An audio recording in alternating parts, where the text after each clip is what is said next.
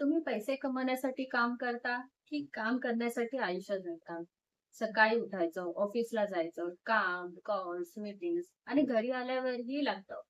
मग आपण म्हणतो वीकेंड आला की आराम कर. पण इन रिॲलिटी वीकेंड आला की ऑफिसचं पेंडिंग काम, घरचं काम आणि सोमवार पुन्हा सुरू. मग यात प्रश्न येतो, आपण काम आणि आयुष्य यांच्यात बॅलन्स कधी करतो?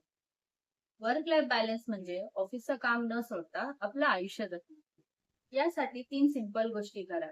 पहिली, ऑफिस म्हणजे ऑफिस. शक्य असेल तेवढं कामाची वेळ फिक्स ठेवा.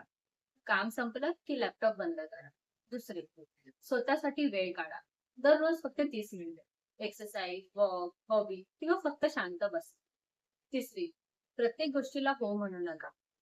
प्रत्येक काम ही तुमची जबाबदारी असेलच असे नाही. म्हणून गरज असेल तिथे नाही म्हणायला शिका.